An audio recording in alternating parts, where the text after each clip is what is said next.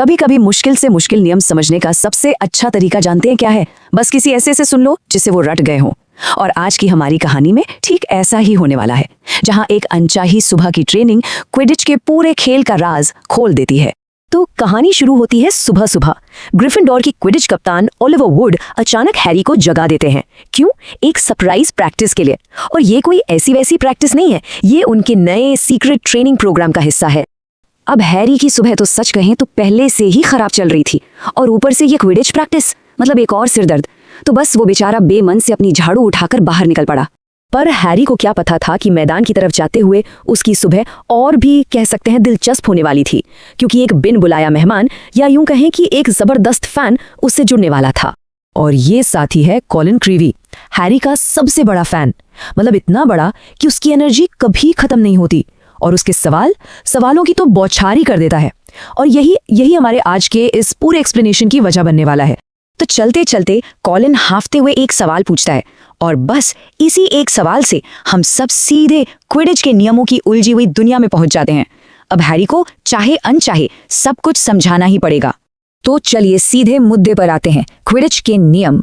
Harry एक गहरी सांस लेता है और खेल की 4 गेंदों से बात शुरू करता है।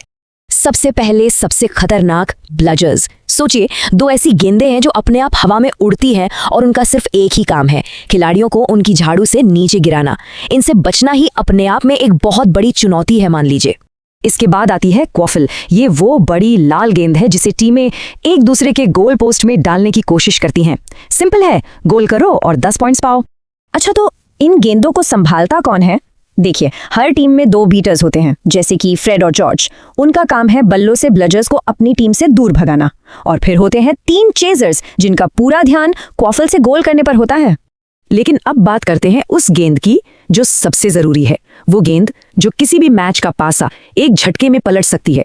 ये है द गोल्डन स्निच, एक अखरोट जितनी छोटी, बिजली से भी तेज, और इसे पकड़ना लगभग नामुमकिन सा काम है। और इसे पकड़ने का जिम्मा होता है टीम के सीकर का, जैसे कि हैरी। और सबसे मजेदार बात जानते हैं क्या है? क्विडिच का खेल तब तक खत्म नहीं होता जब तक स्निच पकड़ में ना आ जाए। स्कोर कुछ भी हो, कोई फर्क नहीं पड़ता, स्निच पकड़ा गया मतलब गेम ओवर। तो फिर सवाल उठता है कि स्निच को पकड़ना इतना जरूरी क्यों है? अरे भाई, इसलिए क्योंकि जो भी टीम इसे पकड़ती है उसे 1-2 नहीं, सीधे सीधे 150 पॉइंट्स मिलते हैं। 150! यही पॉइंट्स अक्सर जीत और हार का फैसला कर देते हैं।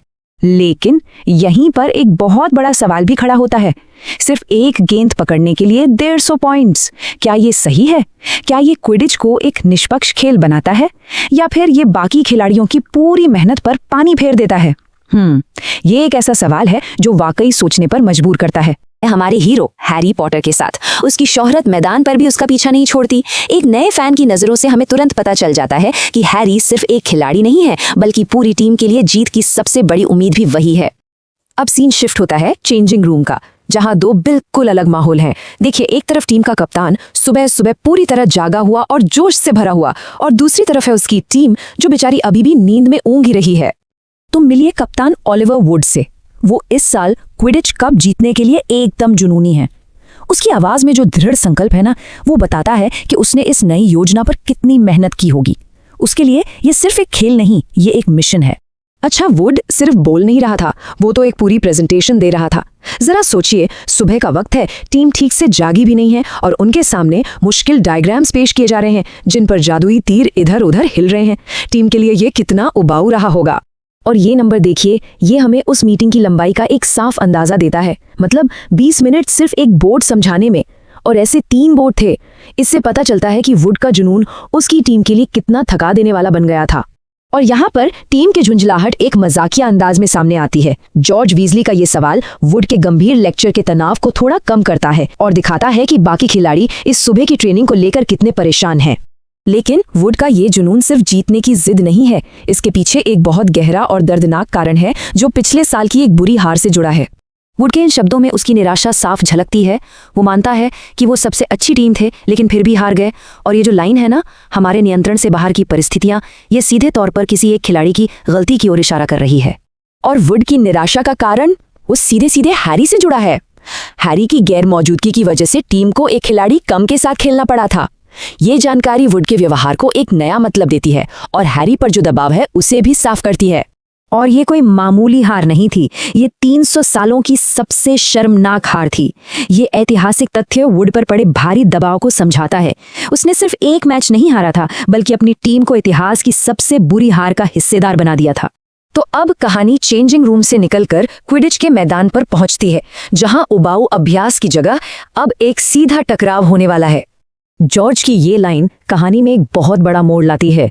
अभ्यास शुरू होने से पहले ही उनके सबसे बड़े दुश्मन स्लाइदरिन टीम मैदान पर आधमकी है। ये खुली चुनौती है। और ये देखिए, ग्रिफिंडोर के प्रतिद्वंद्वी हरे रंग की जर्सी में वो पूरे आत्मविश्वास के साथ मैदान पर चल रहे हैं। उनका सिर्फ वहां होना ही टकराव की शुरुआत है। अब जो बहस शुरू होती है वो सिर्फ दो टीमों के बीच नहीं, बल्कि उनके दो लीडर्स वुड और फ्लिंट के बीच की सीधी लड़ाई है। ये इच्छा शक्ति और नेतृत्व की एक परीक्षा है। ये स्लाइड दोनों कप्तानों के बीच के फर्क को साफ तौर पर दिखाती है। एक तरफ वुड है जो नियमों और जुनून से चलता है, और दूसरी तरफ है फ्लिंट जो शारीरिक रूप से ज्यादा ताकतवर और धूर्त है। उसका अहंकार उसके चेहरे पर साफ नजर आता है। वुड का गुस्सा पूरी तरह जायज है। वो नियमों के हिसाब से चल रहा है। उसने पिच बुक की थी।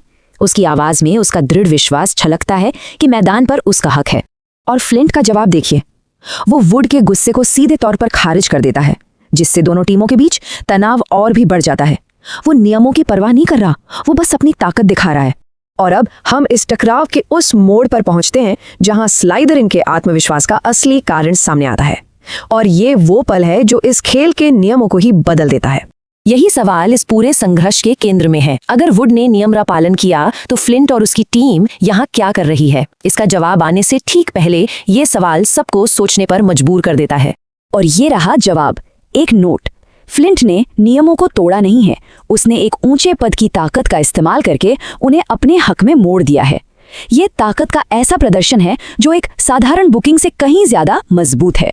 और ध्यान देने वाली बात यह है कि नोट सिर्फ अनुमति नहीं देता, बल्कि एक वजह भी बताता है, अपने नए सीकर को प्रशिक्षित करने की जरूरत। यह एक ऐसा तर्क है जो वुड की बुकिंग को पूरी तरह से नजरअंदाज कर देता है और दिखाता है कि कैसे ताकत का इस्तेमाल करके नियमों को किसी के भी फायदे के लिए झुकाया जा सकता है। स्लाइडरिन का कैप्टन फ्लिंट जब ये कहता है तो उसके लहजे में सिर्फ घमंड नहीं, बल्कि एक चुनौती भी है। यहीं से हैसियत और ताकत के दिखावे का खेल शुरू होता है। और ये है वो तोहफा, 7 एकदम नई चमचमाती निम्बस 2001 झाड़ू। ये तोहफा ड्रेको माल्फॉय के अमीर पिता लूसियस माल्फॉय की तरफ से था। और ये सिर्फ एक तोहफा नहीं, बल्कि ताकत का खुला प्रदर्शन था। अब जरा दोनों टीमों के बीच का ये फर्क देखिए। एक तरफ ग्रिफिंडोर के पास है पुरानी क्लीन स्वीप 5s, ठीक ठाक है लेकिन पुरानी है। और दूसरी तरफ स्लाइदरिन के पास है लेटेस्ट निम्बस 2001। ये सिर्फ एक अपग्रेड नहीं था, ये मैदान पर एक ऐसी बढ़त थी जो मेहनत से नहीं बल्कि पैसे से खरीदी गई थी। और इसी पैसे के घमंड में चूर मैलफॉय ये अपमानजनक ताना कसता है। वो यहाँ सिर्फ अपनी झाड़ू की तारीफ नहीं कर रहा, वो सीधे सीधे ग्रिफिंडोर टीम को उनकी माली हालत के लिए नीचा दिखा रहा है। और बस यहीं से मामला हाथ से निकलने लगता है। ये लड़ाई अब झाड़ुओं के मजाक से कहीं आगे बढ़कर एक बहुत गहरे और जहरीले पर्सनल अटैक पर पहुंच जाती है। लेकिन हरमायनी चुप रहने वालों में से नहीं है। उसका ये जवाब सीधा मैलफॉय की काबिलियत पर ही सवाल उठा देता है। वो साफ साफ कह रही है कि ग्रिफिंडोर में सब टैलेंट के दम पर है, पैसे के दम पर नहीं। और ये बात मैलफॉय को बहुत बुरी तरह चुभ जाती है। बस एक पल के लिए उसके चेहरे पर वो घमंड गायब हो जाता है, उसका आत्मविश्वास डगमगा जाता है। और यही वो पल है जो उसे एक ऐसा कदम उठाने पर मजबूर कर देता है जिसकी कोई माफी नहीं हो सकती। और फिर वो कहता है ये शब्द, एक ऐसा शब्द जिसके बाद माहौल में एकदम सन्नाटा छा जाता है। हर कोई शॉक में है, क्योंकि ये कोई मामूली गाली नहीं थी, ये किसी के वजूद पर, उसकी पहचान पर किया गया हमला था। तो आखिर ये शब्द इतना बुरा क्यों है? देखिए, इसे जादुई दुनिया का एक नस्लीय ताना समझ लीजिए। ये कहने जैसा है कि कोई कमतर है, उसका खून गंदा है, सिर्फ इसलिए क्योंकि उसके माता पिता के पास जादू नहीं था। ये एक बहुत ही घिनौनी बात है। और अब हम पहुंचते हैं इस पूरी कहानी के क्लाइमैक्स पर, जहां बदले की कोशिश में किया गया एक जादू पूरी तरह से उल्टा पड़ जाता है और उसके नतीजे बहुत ही भयानक होते हैं। रॉन का खून खौल उठता है। अपने दोस्त का ऐसा अपमान वो बर्दाश्त नहीं कर सकता। वो तुरंत अपनी छड़ी निकालता है। वो इंसाफ चाहता है, और वो भी इसी वक्त। और फिर एक जोरदार धमाका। लेकिन जादू माल्फॉय की तरफ नहीं जाता, वो रॉन की छड़ी के गलत सिरे से निकलकर सीधा उसी पर पलट जाता है। और जो नतीजा सामने आता है वो बहुत ही अजीब और सच कहें तो घिनौना है। हरी रोशनी की एक किरण सीधे रॉन को लगती है और वो जमीन पर गिरकर घोंघे उगलने लगता है। उसका अपना ही जादू, उसका अपना ही गुस्सा उसी पर भारी पड़ गया था। और इसी एक पल में दोनों टीमों का असली रंग सामने आ जाता है। एक तरफ स्लाइदरिन है जो ठहाके लगाकर हंस रहे हैं, मॉलफॉय तो जमीन पर लोटपोट हो रहा है, और दूसरी तरफ ग्रिफिंडोर है जो बिना एक पल सोचे अपने दोस्त रॉन की मदद के लिए दौड़ पड़ते हैं। डर और चिंता के बावजूद वो उसे अकेला नहीं छोड़ते। अब लड़ाई और दुश्मनी पीछे छूट जाती है और अब सबसे जरूरी है दोस्ती। यहां से रॉन को जल्द से जल्द मदद पहुंचाने की कोशिश शुरू होती है। इस पैनिक के माहौल में हैरी और हरमाइनी बिना वक्त गवाए फैसला लेते हैं। रॉन की हालत बिगड़ रही है और सबसे नजदीकी और सुरक्षित जगह हैग्रिड की झोपड़ी है। तो बस मंजिल तय हो जाती है। ये सफर आसान नहीं था। एक दोस्त बुरी हालत में है और दूसरे उसे सहारा दे रहे हैं। यहाँ दोस्ती सिर्फ बातों में नहीं बल्कि सच में एक दूसरे का सहारा बनने में दिखती है।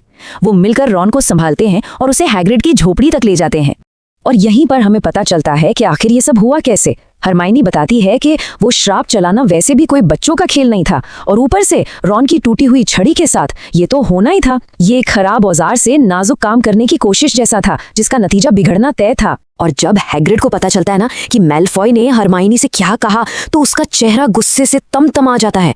उसकी आवाज में इतना गुस्सा और अविश्वास था। वो कहता है उसने ऐसा नहीं कहा होगा। हैग्रिड का सिर्फ ये रिएक्शन ही काफी है ये बताने के लिए कि बात कितनी कितनी ज्यादा गंभीर है, भले ही हमें अभी तक उस शब्द का मतलब ना पता हो। तो वो शब्द था मड ब्लड। रॉन हमें बताता है कि ये मगल बॉर्न जादूगरों के लिए इस्तेमाल किया जाने वाला सबसे गंदा, सबसे भद्दा नाम है। मतलब वो जादूगर जिनके माता पिता के पास कोई जादुई शक्ति नहीं होती। असल में ये शब्द जादुई दुनिया के एक बहुत ही गहरे और कह सकते हैं एक बदसूरत बंटवारे की तरफ इशारा करता है। देखिए, एक तरफ है मगल बॉर्न जैसे कि हमारी हरमाइनी, और फिर दूसरी तरफ है प्योर ब्लड परिवार जैसे कि मैलफॉय का परिवार। ये वो लोग हैं जो ये मानते हैं कि सिर्फ उनका खानदानी खून ही उन्हें दूसरों से बेहतर और ज्यादा पावरफुल बनाता है। लेकिन रॉन इस पूरी घटिया सोच को एक झटके में खारिज कर देता है। वो साफ साफ कहता है डर्टी ब्लड मतलब गंदा खून, कॉमन ब्लड, ये सब एकदम बकवास है। उसके कहने का अंदाज ही इस पूरी विचारधारा को चैलेंज कर देता है। तो इस प्योर ब्लड विचारधारा का जो सार है ना, वो बस इतना सा है कि आपका खानदान, आपका वंश ही आपकी जादुई काबिलियत तय करता है। और सच कहें तो ये एक ऐसी सोच है जिस पर जादुई दुनिया का सारा भेदभाव और नफरत टिकी हुई है। पर इस खोखली विचारधारा का सबसे बड़ा और मुंह तोड़ जवाब कौन है? खुद हरमाइनी। जैसा कि हैग्रिड एकदम गर्व से कहता है, अरे आज तक ऐसा कोई जादू बना ही नहीं है जो हमारी हरमाइनी ना कर सके। सोचिए, एक मगल बॉर्न और अपनी पीढ़ी की सबसे जीनियस जादूगरनी। और अगर सबूत चाहिए तो और भी हैं। रॉन हमें नेविल लॉन्गबॉटम की याद दिलाता है। वो एक प्योर ब्लड है, पक्का प्योर ब्लड, लेकिन बेचारा वो तो मुश्किल से एक कढ़ाई को सीधा भी नहीं रख पाता। तो ये बात एकदम साफ हो जाती है कि जादुई काबिलियत का खून से दूर दूर तक कोई लेना देना नहीं है। रुको, बात यहीं खत्म नहीं होती। रॉन दो और ऐसी बातें बताता है जो इस पूरी प्योर ब्लड थ्योरी की ना हवा निकाल देती हैं। पहली बात, आजकल ज्यादातर जादूगर वैसे भी हाफ ब्लडी हैं। और दूसरी, और ये तो और भी जरूरी है, कि अगर जादूगरों ने मगलों से शादियां न की होती तो उनकी पूरी की पूरी नस्ल ही कब की खत्म हो चुकी होती। अब देखिए, इतनी कड़वी सच्चाई सामने आने के बाद भी ना माहौल ज्यादा देर तक भारी नहीं रहता। और सच कहूं तो यही तो दोस्ती की असली खूबसूरती है। ये दोस्त एक दूसरे को संभालना और मुश्किल से मुश्किल पलों से भी आगे बढ़ना बहुत अच्छे से जानते हैं। और माहौल हल्का करने का काम कौन करता है? हमारे हैग्रिड, हमेशा की तरह। वो हैरी को गिल्ड रॉय लॉकहार्ट के नाम पर छेड़ना शुरू कर देते हैं। मजाक मजाक में कहते हैं कि सुना है हैरी अपनी साइन की हुई तस्वीरें बांट रहा है। बस इस एक छोटे से मजाक से सारा का सारा टेंशन हवा हो जाता है। और उनकी ये विजिट कहाँ खत्म होती है? हैग्रिड के जादुई बगीचे में। वहां आसमान को छूते हुए बड़े बड़े कद्दू हैं और वो कद्दू जैसे याद दिलाते हैं कि इस दुनिया में नफरत से कहीं ज्यादा, बहुत ज्यादा जादू और हैरान करने वाली चीजें हैं। तो जाहिर है हैरी हैरानी से पूछता है, तुम इन्हें खिला क्या रहे हो हैग्रिड? इस पर हैग्रिड की आंखों में एक शरारती सी चमक आती है और वो धीरे से कहता है, अरे बस तुम जानते हो, थोड़ी सी मदद कर रहा हूँ। और ये थोड़ी सी मदद ही तो उस जादू की निशानी है जो नफरत नहीं फैलाता बल्कि खुशी और जिंदगी को बढ़ावा देता है। अजीब घटना के बारे में बात करने वाले हैं। इसकी शुरुआत होती है एक बिल्कुल मामूली सी चीज से, स्कूल में मिली एक सजा। लेकिन ये सजा एक ऐसे भयानक रहस्य में बदल जाती है जिसका कोई जवाब नहीं मिलता। अच्छा सोचिए जरा, डिटेंशन से भी ज्यादा डरावना क्या हो सकता है? शायद एक ऐसी आवाज जिसे आपके अलावा कोई और सुन ही ना पाए। बस यहीं से एक आम सी शाम एक खौफनाक पहेली बन जाती है। तो चलिए कहानी में घुसते हैं। सीन में है दो दोस्त, हैरी पॉटर और रॉन वीजली, और दोनों को प्रोफेसर मैकगोनागल से अपनी अपनी सजा मिलनी बाकी है। और मजे की बात यह है कि दोनों को लग रहा है कि उनकी सजा दूसरे वाले से ज्यादा खराब है। एक तरफ रॉन है जिसे बिना जादू के हाथ से मेहनत करने के ख्याल से ही डर लग रहा है, और दूसरी तरफ हैरी जिसे घमंडी प्रोफेसर लॉकहार्ट के साथ पूरी शाम गुजारनी है। और हैरी की हालत का अंदाजा इसी बात से लगा लीजिए कि वो कहता है, मैं तो किसी भी कीमत पर रॉन से अपनी सजा बदल लेता। लॉकहार्ट के फैन मेल का जवाब देना वो तो एक बुरे सपने जैसा होगा। मतलब इससे ही पता चल रहा है कि आने वाली शाम कितनी मुश्किल होने वाली है। तो अब चलते हैं सीधा डिटेंशन वाली जगह पर, यानी प्रोफेसर लॉकहार्ट के ऑफिस में। और यकीन मानिए वहां का माहौल भी उस काम जितना ही दम घोटू था। लॉकहार्ट का ऑफिस मतलब वो ऑफिस कम और उसके खुद के अहंकार का एक म्यूजियम ज्यादा था। चारों तरफ दीवारों पर बस लॉकहार्ट की ही तस्वीरें थीं, मुस्कुराती हुई, साइन की हुई। और इसी माहौल में हैरी को एक बड़ा सा काम मिला था, उनके ढेरों चाहने वालों के लिए लिफाफों पर पता लिखना। और काम करते करते हैरी को लॉकहार्ट के पकाऊ लेक्चर भी सुनने पड़ रहे थे। मतलब कुछ ऐसा, हैरी, शोहरत एक बेवफा दोस्त की तरह होती है। याद रखना, सेलिब्रिटी वही है जो सेलिब्रिटी जैसा काम करे। इस तरह की बातों से वो बोरिंग माहौल और भी ज्यादा बोझिल हो रहा था। एक एक मिनट काटना मुश्किल हो रहा था, जैसे समय रेंग रहा हो। मोमबत्तियां जल जल कर छोटी होती जा रही थीं और कमरे में बोरियत बस बढ़ती ही जा रही थी। ऐसा लग रहा था कि यह सिलसिला कभी खत्म ही नहीं होगा। और ठीक इसी वक्त जब लग रहा था कि कुछ नहीं होने वाला, रात एक बहुत ही भयानक मोड़ लेती है। उस खामोशी को चीरती हुई एक अजीब, एक रहस्यमयी आवाज सुनाई देती है। अब इससे पहले कि हम ये जाने कि उस आवाज ने कहा क्या, जरा समझिए कि वो आवाज थी कैसी। ये कोई नॉर्मल आवाज नहीं थी। ये ऐसी आवाज थी जो सीधे आपकी हड्डियों में एक बर्फीली ठंडक दौड़ा दे, जिसमें सिर्फ जहर घुला हुआ महसूस हो। और फिर वो आवाज कहती है, आओ मेरे पास आओ, मुझे तुम्हें चीरने दो, फाड़ने दो, मुझे तुम्हें जान से मारने दो। ये शब्द उस शांत कमरे में सिर्फ और सिर्फ हैरी को सुनाई देते हैं। यहीं से कहानी अपने सबसे डरावने मोड़ पर पहुंच जाती है। और यहीं पर सारा कंफ्यूजन शुरू होता है। हैरी एकदम घबराकर चिल्लाता है, वो आवाज! लेकिन लॉकहार्ट, उससे तो अपनी बातों के अलावा कुछ सुना ही नहीं दिया। वो पूछता है, कैसी आवाज? उससे तो बस यही लगा कि हैरी शायद थककर ऊँघने लगा है। लॉकहार्ट के हिसाब से करीब करीब 4 घंटे हो चुके थे। वो हैरी को जाने के लिए कह देता है और हैरी, वो बस हैरान और परेशान, इसी एक सवाल के साथ वहां से निकलता है कि आखिर उसने जो सुना वो था क्या। तो अब सबसे बड़ा सवाल ये है कि इस डरावने और अकेले अनुभव के बाद होता क्या है। हैरी इस पहेली को कैसे सुलझाने की कोशिश करता है। तो होता यह है कि हैरी एकदम सन्न हालत में अपने डॉर्म में वापस आता है। थोड़ी देर बाद रॉन भी आता है अपनी डिटेंशन की शिकायतें करते हुए। और फिर हैरी बहुत ही धीमी आवाज में रॉन को एक एक बात बताता है, जो कुछ भी उसने सुना था। रॉन की पहली प्रतिक्रिया डर की नहीं बल्कि सवाल की होती है। वो पूछता है, और लॉकहार्ट को कुछ नहीं सुनाई दिया? क्या लगता है वो झूठ बोल रहा था? यहीं से यह घटना सिर्फ एक डरावनी आवाज ना रहकर एक पहेली बन जाती है। और अब हमारे सामने कुछ बड़े सवाल खड़े हो जाते हैं। लॉकहार्ट ने सच में कुछ नहीं सुना या वो झूठ बोल रहा था? अगर वो सच बोल रहा था तो ऐसी आवाज कैसे हो सकती है जो सिर्फ एक इंसान को सुनाई दे? मतलब कोई अदृश्य इंसान भी होता तो कम से कम दरवाजा तो खोलता। यहीं पर यह घटना एक असली रहस्य बन जाती है। तो हम भी इसी एक सवाल पर आके रुकते हैं, आखिर ये कैसी आवाज हो सकती है जिसे सिर्फ एक इंसान सुन पाए? ये वो सवाल है जो इस पूरी कहानी का सार है और हमें सोचने पर मजबूर कर देता है।